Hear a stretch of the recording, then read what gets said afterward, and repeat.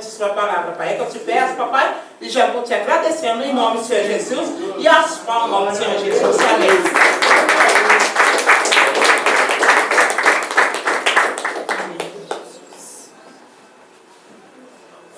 Aleluia. Cumprimento os irmãos na paz do Senhor Jesus. Amém? Amém. Livro de Gálatas, capítulo 4. Glória a Deus.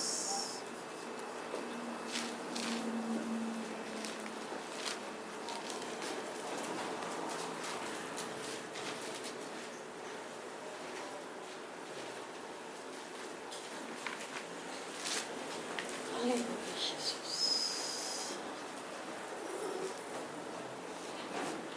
Amém? Diz assim: digo, pois, que todo o tempo em que o herdeiro é menino, em nada difere do servo, ainda que seja senhor de tudo. Mas está debaixo de tutores e curadores até o tempo determinado pelo Pai. Assim também nós, quando éramos meninos, estávamos reduzidos à servidão debaixo dos primeiros rudimentos do mundo. Mas vindo a plenitude dos tempos, Deus enviou seu Filho, nascido de mulher, nascido sob a lei, para remir o que estavam debaixo da lei, a fim de recebermos a adoção de filhos.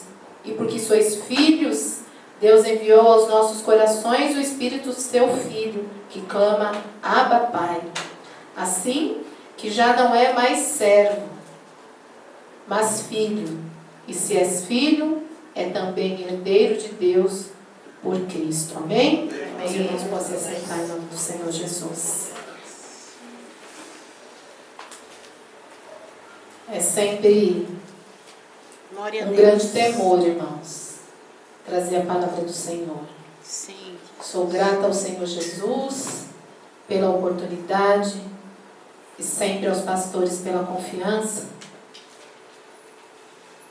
Vindo aqui para o texto, o apóstolo Paulo fala aqui, ele faz uma alegoria, uma comparação a respeito da herança, porque dizem os historiadores que naquele momento da história era costume no Império Romano, alguns dizem ser costume, outros dizem que era parte da lei, que o filho, enquanto menor de idade, apesar de herdeiro, ele não podia ser um gestor da sua herança. Isso significa que, apesar de herdeiro, ele não podia usufruir dela. E só poderia assim fazer quando atingisse um tempo pré-determinado pelo pai, que determinava ali a maturidade. E o apóstolo Paulo faz então ali uma comparação no versículo 3, quando ele diz: mas assim também nós, quando éramos meninos, estávamos reduzidos à servidão, debaixo dos primeiros rudimentos do mundo. Mas vindo a plenitude dos tempos, Deus enviou seu Filho, nascido de mulher, nascido sob a lei, para remir o que estavam debaixo da lei, a fim de recebermos a adoção do Filho. Aleluia. Glória a Deus. O que ele está dizendo, irmãos, em outras palavras, é que para se ter acesso à herança, era preciso ter maturidade. E assim nós também, Amém. como ele já coloca aqui. Sem maturidade, nós não temos acesso à plenitude da herança do Pai para nós. Quando a gente lembra do filho pródigo, a gente vê um exemplo claro disso. Alguém que tinha toda uma herança, toda uma riqueza, mas por falta de maturidade, ele fez um uso indevido e perdeu tudo aquilo que ele tinha. A palavra do Senhor, irmãos, é o nosso testamento. Aleluia. É na palavra do Senhor que nós temos todas as promessas, todas as cláusulas desse testamento, dessa herança, que que está em Cristo Jesus está aqui, irmãos, registrado para nós. Porém, muitos nem sempre conhecem essas promessas, porque mal sabe o que está escrito nesse livro.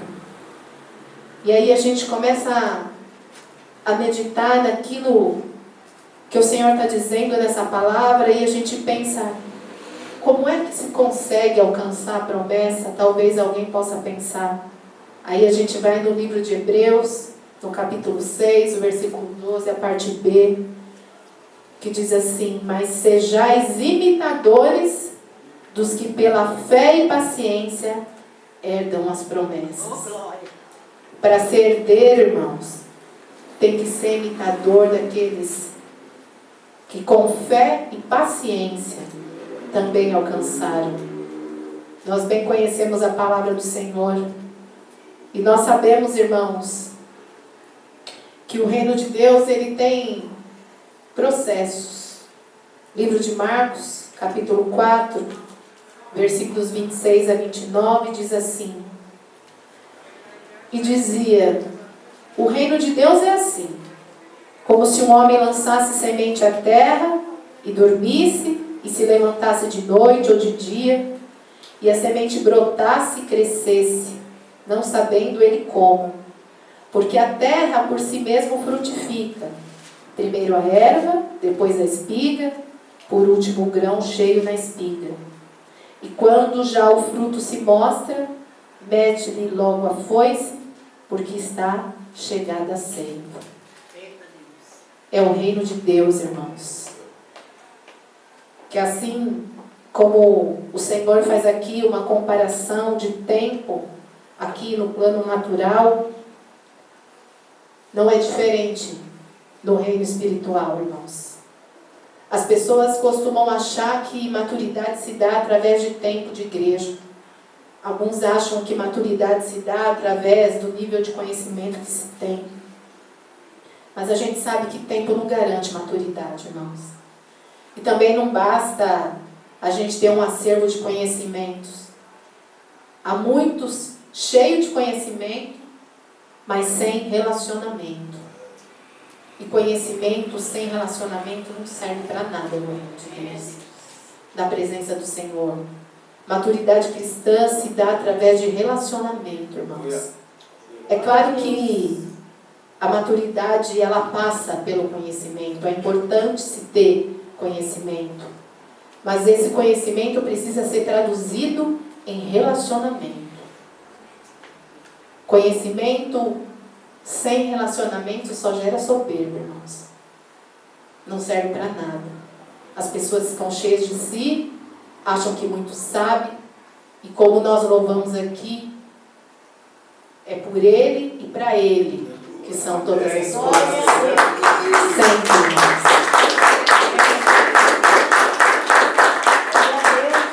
De início eu disse aqui do meu tremor de trazer a palavra. Porque eu sei que se o Senhor não ministrar no meu coração, eu nada tenho, irmãos. Porque nós nada somos. Que por Ele e dele sempre são todas as coisas. Então, não basta só conhecimento. Precisa ter relacionamento com aquele que nos dá o conhecimento da sua palavra. Porque é através do relacionamento que Ele se revela a nós. E aí esse conhecimento faz sentido nas nossas vidas, irmãos. Glória a Deus. Como é que se dá esse relacionamento? Livro de Filipenses, irmãos, capítulo 2.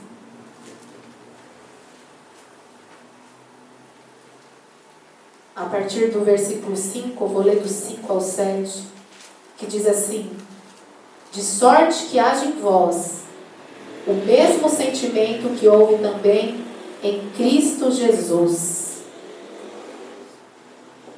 que sendo em forma de Deus, não teve por usurpação ser igual a Deus, mas aniquilou-se a si mesmo, tomando a forma de servo, fazendo-se semelhante aos homens. Glória a Deus. E continuando diz, e achando na forma de homem, humilhou-se a si mesmo, sendo obediente até a morte, morte de cruz, irmãos. O Senhor Jesus, Ele abriu mão dos seus direitos, Ele deixou a sua glória, Ele sentiu a nossa dor, Ele foi acusado, sofreu escárnio, e Ele abriu mão, irmãos, de toda a sua glória. Ele se esvaziou, como nós lemos aqui, a si mesmo. E nós, irmãos, temos que nos esvaziar de nós mesmos. Esse é o segredo, irmãos. Esse é o segredo do relacionamento. Se esvaziar de si para se relacionar com aquele que é sabedor de todas as coisas, que tem todo o conhecimento, que tem todo o poder, aquele que se fez homem, que carregou o peso dos nossos pecados lá na cruz do Calvário, irmãos. Eu e a missionária Márcia conversávamos há pouco. Quando a gente peca, irmãos, é algo tão... A gente é falho, irmãos, a gente está sujeito a pecar. E se a gente disser que não peca, a gente já está pecando, que se torna mentiroso, né? Assim diz a palavra. E o pecado traz um peso, uma angústia, uma tristeza, algo que é impossível carregar. E o Senhor Jesus carregou o peso do nosso pecado, irmãos, lá na cruz do Calvário. Só por amor, irmãos. Esvaziou-se de si, aniquilou a si mesmo, por amor das nossas vidas, irmãos. Aleluia. A gente nunca vai conseguir mensurar, porque o nosso amor é muito falho. Mas a gente não pode esquecer nenhum dia da nossa vida, irmãos, que a razão de nós estarmos aqui, vivos, inteiros, com paz, com saúde, foi o sacrifício do Senhor Jesus lá na cruz, irmãos. É isso que garantiu a nossa vitória. Louvado seja o teu nome, Senhor Jesus. Livro de Tiago, capítulo 1, versículos 2 a 4, diz assim: Meus irmãos, tende grande gozo quando cairdes em várias tentações, sabendo que a prova da vossa fé obra paciência. Tenha, porém, a paciência a sua obra perfeita, para que sejais perfeitos e completos, sem faltar coisa alguma. Texto perfeito, né, irmãos? Glória a Deus. Aleluia. Tem que aguentar firme, irmãos. Tem de grande gozo quando caímos em várias tentações, toda e qualquer tribulação, irmãos. Toda e qualquer situação adversa que nós venhamos passar, que nós venhamos a agradecer, porque é ela que produz o fruto da paciência, da fé, da perseverança nas nossas vidas. E essa paciência que ele diz aqui, a sua obra perfeita, para que sejais perfeitos e completos, sem faltar coisa alguma. Aguenta, irmão. Aguenta toda e qualquer provação, irmãos, porque elas nos transformam. É lá que a gente sabe, é lá que a gente conhece o nosso Deus, é lá que a gente sabe que Ele caminha conosco, é lá que a gente pode dizer, como diz a palavra, eu conheço o Deus de andar comigo, não o Deus de ouvir falar. Glória a Deus. Conhecer Deus pelo testemunho dos outros é maravilhoso, irmãos. Saber das obras, dos feitos do Senhor, isso é maravilhoso. Mas passar com Ele pela prova, irmãos, e saber que Ele está lá, que no dia mal você pode descansar em paz, porque no dia mal Ele está com você, Ele está comigo. É isso, irmãos, que muda. É isso que nos garante, irmãos. A maturidade tem um preço, irmãos. E que nós estejamos dispostos a pagar esse preço, irmãos. Porque o maior preço Ele já pagou por mim e por você, lá na cruz do Calvário. Não tinha mais acordo, irmãos. Aleluia. Não havia negociação, irmãos. Nós tínhamos pecado, somos pecadores e estávamos destituídos da glória de Deus. Mas o Senhor Jesus despiu-se da sua glória, se fez homem, se fez maldição por nós, irmãos, e deu o seu sangue lá na cruz e pagou a dívida, para que nós estejamos aqui hoje, livres, Hoje nós podemos dizer, nós somos livres, porque nós conhecemos, verdadeiramente conhecereis a verdade, e a verdade vos libertará. É isso que nos traz vida, é a verdade que nós conhecemos do Senhor Jesus, irmãos. Aleluias. De sorte que haja em vós o mesmo sentimento que houve também em Cristo Jesus, irmãos. Aleluias. Que sendo em forma de homem, de Deus, não teve por usurpação ser igual a Deus, mas se esvaziou, irmãos, fazendo-se semelhante aos homens. O mesmo sentimento que houve em Cristo. É esse sentimento que nós temos que ter, irmãos. Que haja em nós, irmãos. Que se fez servo, mesmo na forma de Deus, se fez servo, irmãos.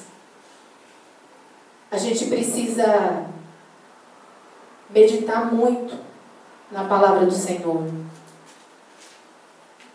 Para que a gente possa, para que essa verdade possa se enraizar no nosso coração, irmãos. Quantos hoje querem holofotes, querem tantas coisas, mas aquele Deus tão perfeito se fez servo, irmãos, por amor das nossas vidas. Livro de João, capítulo 13. Eu vou ler por conta das horas, irmãos. Ora, antes da festa da Páscoa, sabendo Jesus que já era chegada a sua hora de passar deste mundo para o Pai, como havia amado os seus que estavam no mundo, amou-os até o fim. E acabada a ceia, tendo já o diabo posto no coração de Judas Iscariotes, filhos de Simão, que o traísse, Jesus, sabendo que o Pai tinha depositado nas suas mãos todas as coisas, e que havia saído de Deus e que ia para Deus, levantou-se da ceia, tirou as vestes e, tomando uma toalha, cingiu-se.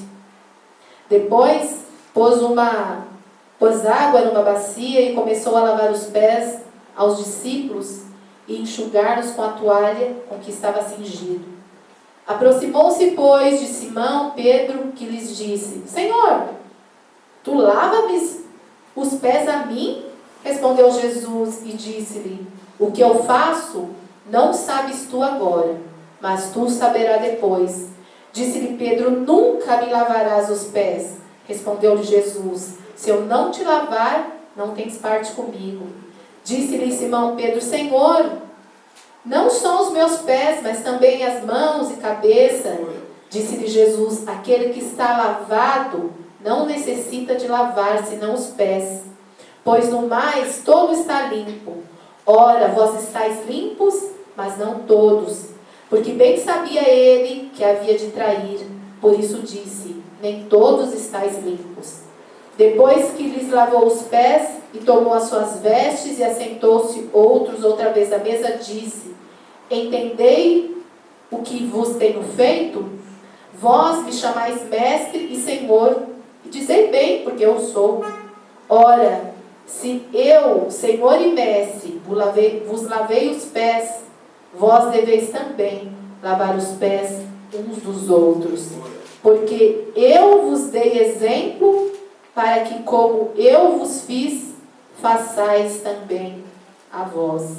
Na verdade vos digo que não é o servo maior do que o seu senhor, nem o enviado maior do que aquele que enviou. Se sabeis essas coisas, bem-aventurados sois se a fizerdes. Glória a Deus. Aleluia. Glória a Deus. Eles estavam ali, diante da ceia, da Páscoa com o Senhor. E naquela época era costume que se lavassem os pés e as mãos antes de sentar-se à mesa. E o servo é que fazia isso. E os discípulos fizeram o que naquele momento? Todos se assentaram. E o Senhor Jesus, então, cingiu-se da toalha, pegou a bacia com água e fez aquilo que um servo deveria fazer. Senhor Jesus, irmãos, o Todo-Poderoso, sabedor de todas as coisas, aquele que pode todas as coisas, que sabe todas as coisas, que faz todas as coisas, se colocou como servo. É disso que fala o Evangelho de Cristo, irmãos. E aí o Senhor diz, como nós lemos no versículo 14 a 16, ora, se eu, Senhor e Mestre, vos lavei os pés, vós também deveis lavar os pés uns dos outros, porque eu vos dei exemplo, para que como eu vos fiz, façais vós também. Na verdade vos digo que não é o servo maior que o seu senhor, nem o enviado maior que aquele que o enviou. O Evangelho é sobre isso, irmãos. Glória a Deus. Isso é a maturidade, isso é o acesso à herança, Glória a Deus. é sobre isso, irmãos. Aleluia. Sabe, amados, não é sobre mim, não é sobre você. Não é sobre nós o Evangelho. As igrejas atualmente, elas têm pregado um Evangelho que o Senhor Jesus é aquele que faz, e as pessoas têm confundido os papéis, irmãos. Ele ainda continua sendo Deus. Aleluia. E nós continuamos sendo servos, irmãos. Glória a Deus. Aleluia.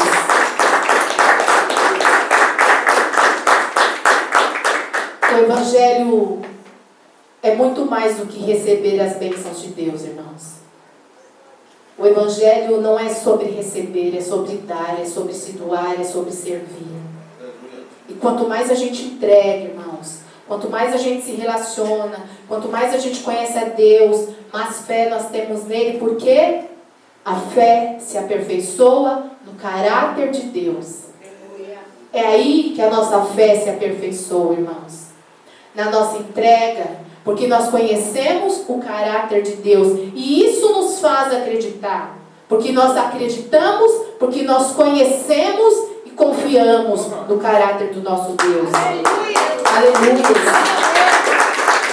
E quanto mais nós o conhecemos, mais maduros nos tornamos, mais participantes do reino nós nos tornamos, mais próximos do Pai nós ficamos, mais filhos nós nos tornamos, e aí sim, nós temos parte da herança eterna. Aleluia. Glória a Deus. E achando-se na forma de homem, como lemos lá em Filipenses 2, humilhou-se a si mesmo, sendo obediente até a morte, e morte de cruz. Já não bastasse todo o exemplo, o Senhor Jesus agora vai a um lugar que nós jamais seremos capazes de ir, irmãos. Jamais vamos conseguir se doar a nível de sacrifício como Ele fez. Mas a gente consegue quando a gente se esvazia, irmãos. Porque quando a gente se esvazia, o nosso velho homem vai morrendo. E aí a gente pode dizer o que a gente sempre louva aqui. Não eu mais vivo, mas Cristo vive em mim. É para isso que nós somos chamados, irmãos. Que a gente não entre na onda do mundo, irmãos, e venha confundir os papéis. Ele continua sendo Deus. E nós continuamos sendo servos, irmãos. Nós sabemos de todas as humilhações que o Senhor Jesus passou lá na cruz do Calvário. Nós conhecemos, irmãos, o peso do pecado que Ele carregou, os escárnios, os xingamentos, a vergonha. E esse foi o exemplo do Senhor Jesus para nós, irmãos. Não basta ter conhecimento, irmãos. Mas o conhecimento que nós adquirimos, ele precisa se tornar vida em nós.